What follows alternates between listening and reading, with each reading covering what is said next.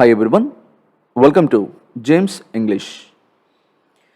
ఇప్పటి వరకు మనం ప్రొనౌన్స్ మీద రకరకాల వీడియోస్ చేస్తున్నాం. మరి ఇప్పుడు ప్రొనౌన్స్కి సంబంధించి ఒక ఇంట్రెస్టింగ్ యాక్టివిటీ చేద్దాం. అదేమిటంటే గత టెట్ మరియు డిఎస్సి ఎగ్జామ్స్లో ప్రొనౌన్స్ మీద ఎన్ని ప్రశ్నలు అడిగారు. మరి ఆ ప్రశ్నలన్నింటిని ఒకసారి తీసుకొని ఒక్కొక్క దాన్ని గమనిస్తే మనకు ఒక క్లారిటీ వస్తుంది. ఏంటంటే ప్రొనౌన్స్ ఎలా ప్రిపేర్ అవ్వాలి, ప్రొనౌన్స్ ఎంత స్థాయిలో ప్రిపేర్ అవ్వాలి, ఏ రకమైన ప్రొనౌన్కి హైయెస్ట్ ప్రయారిటీ ఇవ్వాలి అనే ఒక క్లారిటీ వస్తుంది. సో అందువల్ల గత టెట్ మరియు డిఎస్సిలో ప్రొనౌన్స్ మీద ఇవ్వబడిన బిట్స్ అన్నీ కూడా ఒకదాని తర్వాత ఒకటి ఎక్స్ప్లెయిన్ చేస్తాను. జాగ్రత్తగా విని ప్రొనౌన్స్ నేర్చుకుందాం. మరి ఆలస్యం చేయకుండా స్టార్ట్ చేద్దాం. మొదటి ప్రశ్న, that is a really beautiful painting. Choose the part of speech of the word that అన్నాడు. దట్ అనే వర్డ్ని అండర్లైన్ చేసి దీని పార్ట్స్ ఆఫ్ స్పీచ్ చెప్పమంటున్నాడండి. కింద ఆప్షన్ చూడండి, కంజంక్షన్స్, ప్రొనౌన్, అడ్జెక్టివ్, లింకర్ అన్నాడు. మరి ఇక్కడ దట్ అనేది ఏంటి?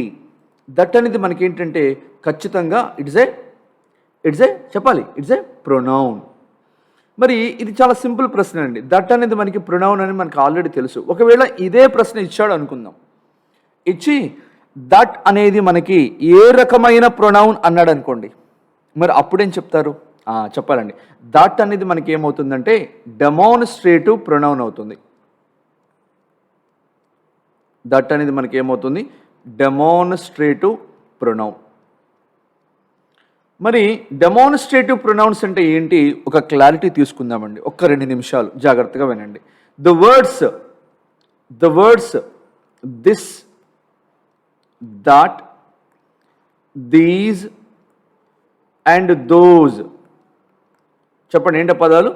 That, this, these, those. ఇవన్నీ మనకి ఏంటంటున్నాడు? డెమాన్స్ట్రేటివ్ ప్రొనౌన్స్ అంటారండి. గుర్తుపెట్టుకోండి.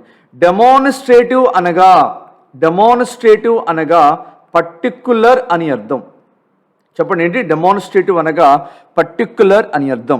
ఇక్కడ ఇవ్వబడిన this, that, these and those అనేవి చూడండి ప్రొనౌన్స్ అవ్వచ్చు మరియు యాడ్జెక్టివ్స్ కూడా అవ్వవచ్చండి.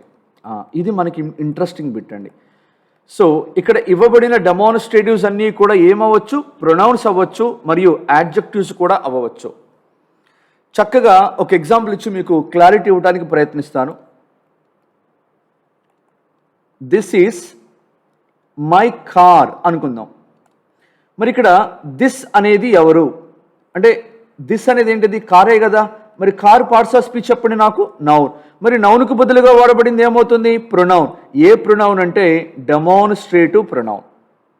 మరి ఇప్పుడు దీన్ని ఒకవేళ మీరు యాడ్జెక్టివ్గా వాడితే ఎలా వాడతారో చూపిస్తాను చూడండి. This car is mine. This car is mine. ఇక్కడ ఈ దిస్ అనే పదం ఎక్కడ వాడబడింది? నౌన్కు ముందు వాడబడింది కదా. కార్ అంటే నౌనే కదా. మరి నౌన్కు ముందు వాడబడింది కాబట్టి ఇది ఖచ్చితంగా ఏమవుతుందంటే యాడ్జెక్టివ్ అవుతుంది. ఏ యాడ్జెక్టివ్ అవుతుందంటే డెమాన్స్ట్రేటివ్ యాడ్జెక్టివ్ అవుతుంది. అంటే డెమాన్స్ట్రేటివ్ ప్రొనౌన్స్ అన్నీ కూడా ఏమవచ్చు? డెమాన్స్ట్రేటివ్ ప్రొనౌన్స్ అన్నీ కూడా ఏమవచ్చు? డెమాన్స్ట్రేటివ్ యాడ్జెక్టివ్స్ కూడా అవ్వచ్చు. పోనీ ఇంకొక ఎగ్జాంపుల్ తీసుకుందామా? ఇదిగోండి చూడండి. దట్ ఈజ్ అవర్ హౌస్ అన్నాను అనుకుందాం. ఇక్కడ దట్ అంటే ఎవరు? హౌసే కదా. హౌస్ పార్ట్స్ ఆఫ్ స్పీచ్ చెప్పండి నాకు. నౌన్ అవుతుంది. మరి నౌన్కు బదులుగా వచ్చింది ఏమవుతుంది? ప్రొనౌన్. ఏ ప్రొనౌన్? Demonstrative pronoun. మరి ఇప్పుడు దీన్ని యాడ్జెక్టివ్గా మార్చాలంటే ఎలా మారుస్తాం? దట్ హౌస్ ఈజ్ అవర్స్ అంటాం. ఇప్పుడు చూడండి, ఇక్కడ ఈ దట్ అనే పదం ఎక్కడ వాడబడింది? నౌన్కు బదులుగా వాడబడిందా, నౌన్కు ముందు వాడబడిందా? నౌన్కు ముందు వాడబడింది కాబట్టి అది ఏమవుతుందంటే మనకి ఖచ్చితంగా యాడ్జెక్టివ్. ఏ యాడ్జెక్టివ్? Demonstrative adjective. మరి ఎలా గుర్తుపట్టాలి? నౌన్కు ముందు వాడబడినవన్నీ కూడా యాడ్జెక్టివ్స్ అవుతాయండి, మర్చిపోకూడదు. మరి నౌన్కు బదులుగా వాడబడింది ఏమవుతుందంటే ప్రొనౌన్ అవుతుంది.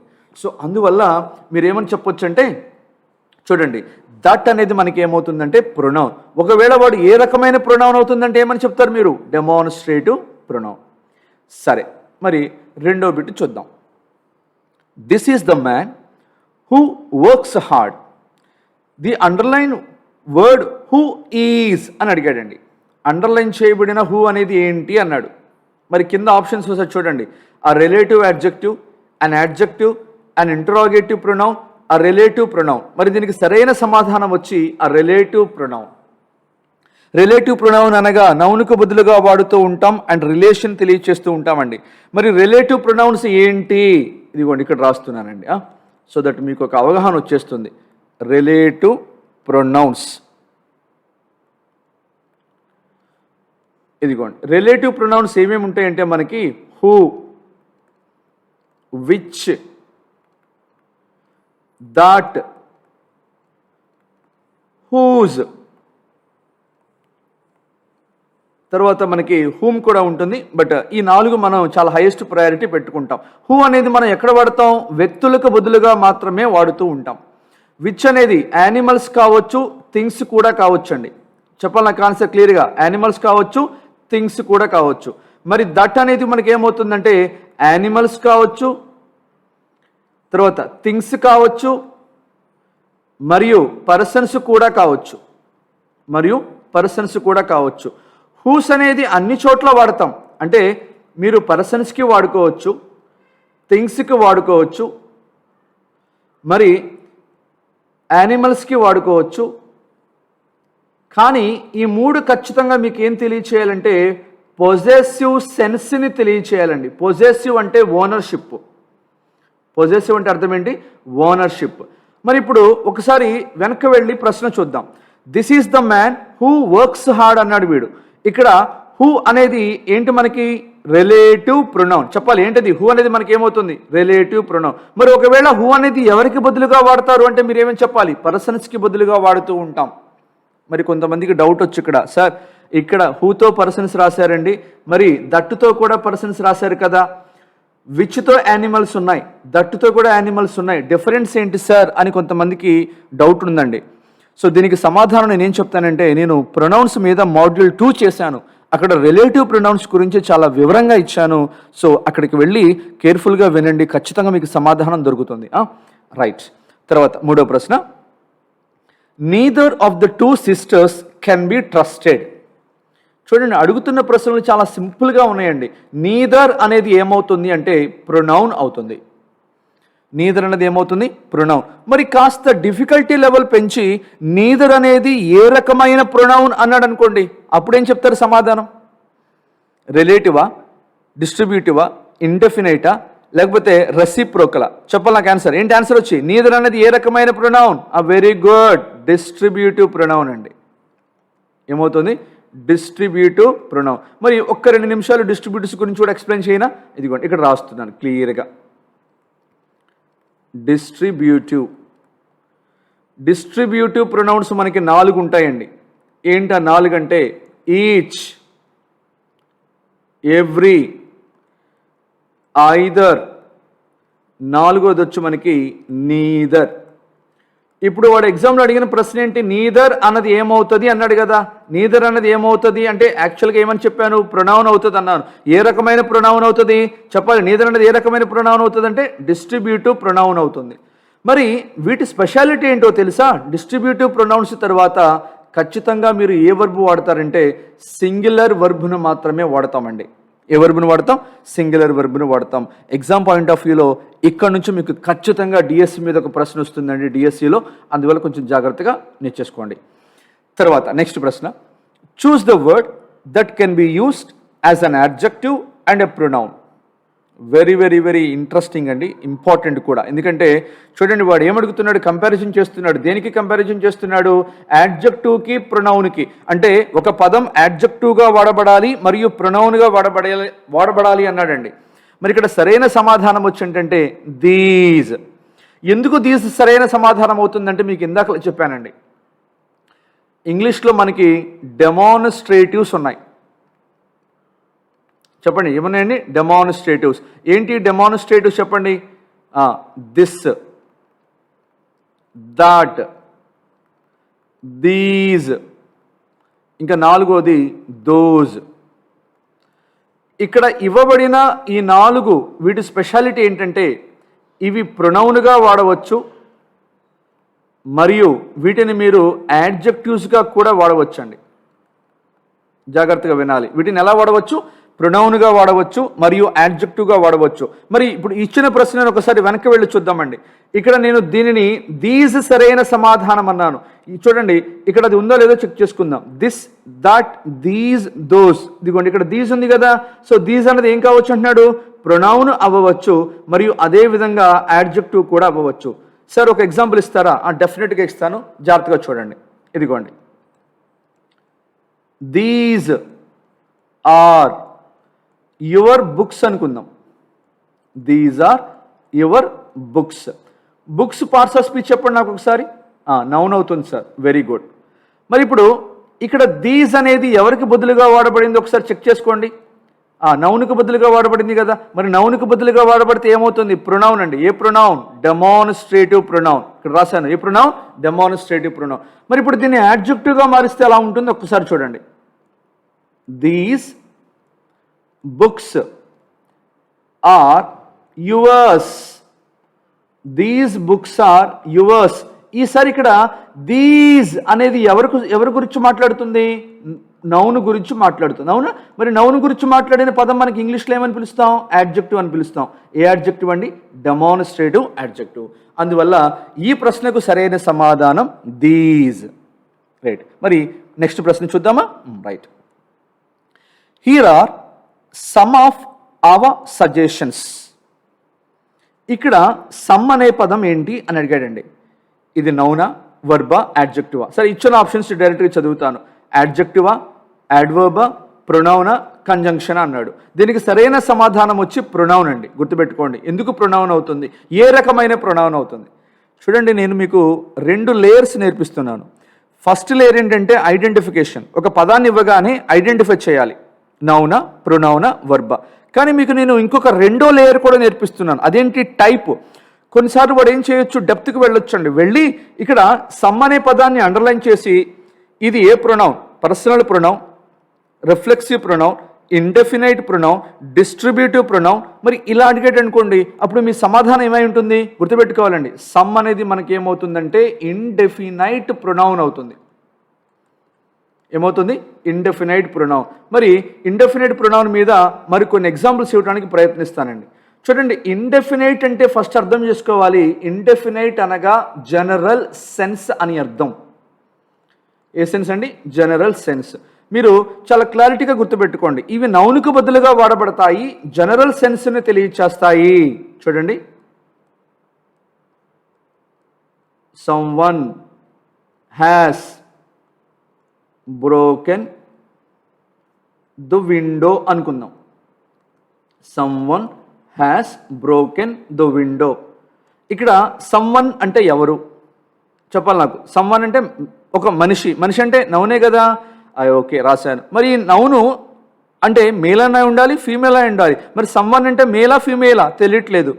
మరి అలాంటప్పుడు తెలియట్లేదు కాబట్టి దీన్ని మీరు ఏ సెన్స్లో చెప్పుకుంటారు? జనరల్ సెన్స్ అనుకుంటాం. అందువల్ల ఇది ఏమవుతుందంటే మనకి ఇండెఫినైట్ ప్రొనౌన్. నేను కొన్ని పదాలు మీకు లిస్ట్ అవుట్ చేస్తాను, వాటిని గుర్తుపెట్టుకోవడానికి ప్రయత్నించండి. ఎప్పుడైనా ఒక పదం వన్తో ఎండ్ అయితే, ఒక పదం బడీతో ఎండ్ అయితే, ఒక పదం థింగ్తో ఎండ్ అయితే అది ఖచ్చితంగా మీకు ఇండెఫినైట్ అవుతుందండి.